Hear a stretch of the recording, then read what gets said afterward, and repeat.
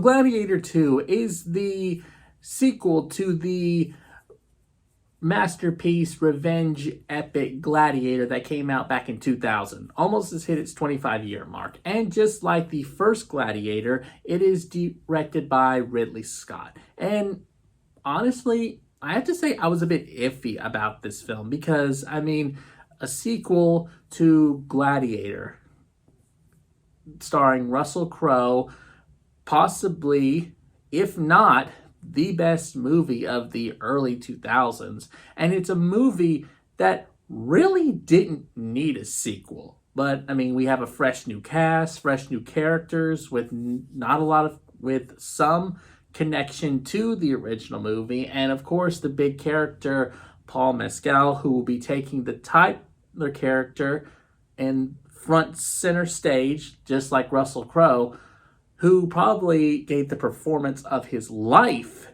in the first Gladiator movie. All I could say was Paul Mescal had his work cut out for him trying to live up to that standard. But like all my movie reviews, I try to be fair when it comes to any movie that I do a review on, because, you know, if you're always going to look at a movie comparing it. Take this one, comparing Gladiator 2 to Gladiator. If you go in that mindset, you probably already knew from the start that Gladiator 2 wasn't going to hold up to the standards that Gladiator had, even if it was directed by Ridley Scott, who wrote this story. But I'm trying to look at the film for what it was and not for how it did compared to another film. So that's what I'm going to be trying to do this whole review, is just stick to Gladiator 2 and not really try to compare it to Gladiator 1. I will make references here and there, but I mean, that's because that's probably kind of impossible to not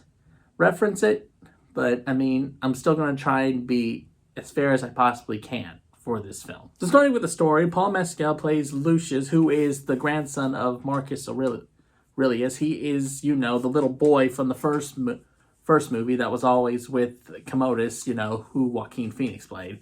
And his wife is killed, and eventually he becomes a slave, which eventually moves him up to becoming a gladiator. And of course, as a gladiator, he has to try and win the hearts of the people so he can win his freedom.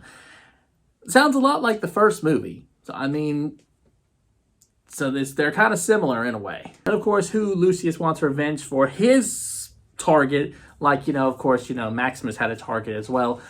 His target is, of course, Pedro Pascal's character, who is the current general of the Roman army. And then you have Denzel Washington, who, honestly, he was kind of an interesting character. It kind of felt like he was just sitting on the sidelines until his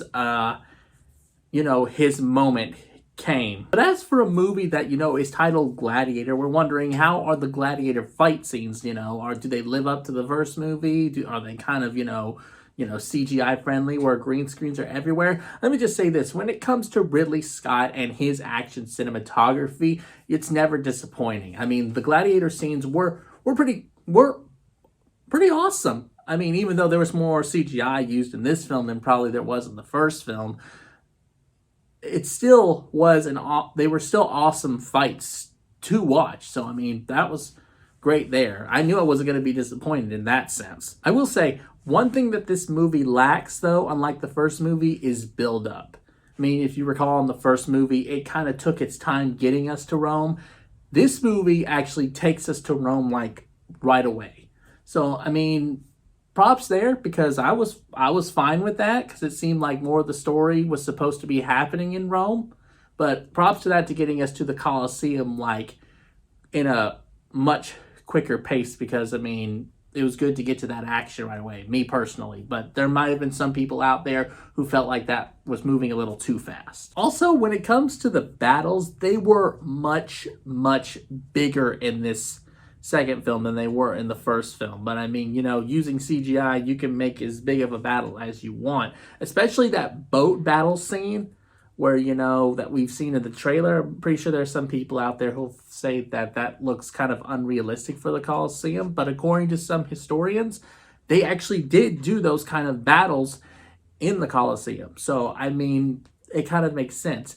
But as the saying goes, bigger isn't always better. Now, yes, they are much bigger in this film, but unlike that, the first film, they felt more real. So, I mean, in that sense, yes, they are good, but not as realistic as they were in the first. Also, I feel like the character development in this movie was also kind of weak. I really like how we got the build-up and the backstory with Joaquin Phoenix playing Commodus about how he, you know, became emperor after all this time with these twins who are like, you know, basically like offsprings of Joffrey from GOT. I mean, we get no backstory with them. I mean, and you also hear that reference I just did comparing them to Joffrey from GOT. But anyway, it's like we don't even get any build up for them or, you know, how they got to power. We just know that they're the ones in charge now. So, I mean, I just felt like that was kind of weak when it comes to character development. But really what the big thing to ask here is the big question that, you know, that Maximus asks. Are you not entertained? Are you not entertained? Truly, for the most part, you actually are, because, I mean, I was entertained. I was enjoying the movie, but I have to say, this movie is very complex. And it seems like, you know, like in classic Ridley Scott style, he's trying to give us a lot. And because that's what he does. He always gives a lot in his films. And, you know, because he gives us so much, usually he has like director's cuts somewhere. So I feel like this original cut that we got in theaters was actually meant to be a lot longer. Like maybe to the 3.5 to maybe 4 hour mark. Because he makes some long movies, and usually when they get cut, it feels somehow like the movie is missing something. And I did feel like there were moments here where, you know, things were kind of jumping a lot. And we were missing some good pieces that were important. So it makes me wonder, like, was this movie actually intended to be longer? Essentially, Gladiator 2 is exactly what you would expect it to be. A 2024 version of a masterpiece film that came out 20 years ago. But since it has to borrow and use backstory to, you know, connect it to the characters from the first film, because that's how they were able to kind of, you know, force this sequel to happen, it is essentially also a movie that lives in its predecessor's shadow, and it is actually a very big shadow at that. But aside from that fact, I still enjoyed Gladiator 2. I'm giving this movie a B+.